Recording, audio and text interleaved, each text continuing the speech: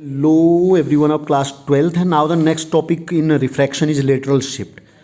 The perpendicular distance between the incident ray and the emergent ray when light is incident obliquely on a parallel sided refracting slab rather is called lateral shift. अब देखिए मैं इसको ऐसे समझाता हूँ आपको. एक बीम आई यहाँ से ए से ओ पर पड़ी, ये एयर में से आई थी, ग्लास में गई तो ऑब्वियसली रेयरर मीडियम से डेंसर मीडियम में गई तो ये नॉर्मल की तरफ झुक गई, थोड़ा क्यू की डायरेक्शन में चली गई. फिर यहाँ से फिर ये एयर में आई तो अभिलंब से दूर, नॉर्मल से दूर चलेगी, ये बी डायरेक्शन में इधर को चलेगी. अब ये इमरजेंट रे कहलाई क्यू बी, ये निकल रही है यहाँ पर.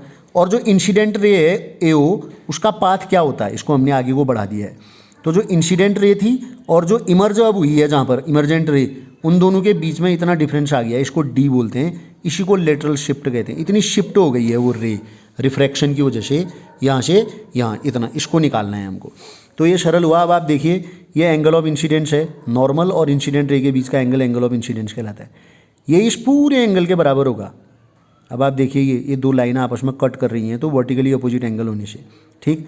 ये वाला एंगल आर हुआ नॉर्मल, और जो रिफ्रैक्टिंग रे होती है उसके बीच के एंगल को क्या बोलते हैं, आर, एंगल ऑफ रिफ्रैक्शन. ये पूरा आई है, ये आर है, तो ये छोटा वाला जो बीच वाला बचा, ये आई माइनस आर बचा, ये हो जाएगा आपका आई माइनस आर. तो इसमें लगा देंगे हम sine I minus R. Sine theta is equal to होता है परपेंडिकुलर अपॉन हाइपोटेन्यूज. परपेंडिकुलर है ये क्यू, के क्यू कह देंगे हम इसको, हम डी कह रहे हैं, डी अपॉन हाइपोटेन्यूज ये रहा ओ क्यू, ये लगा दिया. यहाँ से डी निकाल दो तो O Q into sine I minus R, ये इक्वेशन 1 हो गई.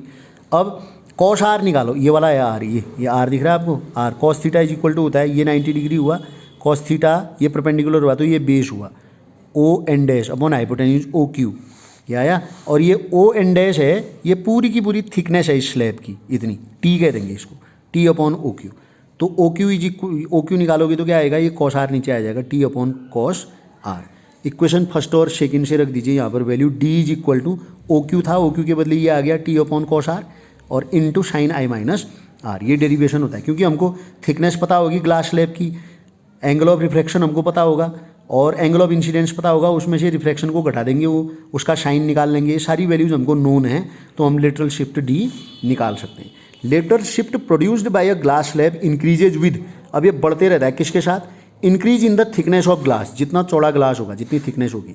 Increase in the angle of incidence, angle of incidence जितना बड़ा होगा उसके हिसाब से, ये जितना बड़ा होगा उसमें से रिफ्रैक्शन घटा के उतना ज़्यादा आएगा ना. And increase in the refractive index of slab, glass slab के रिफ्रैक्टिव इंडेक्स के बढ़ने के साथ भी ये बढ़ता है.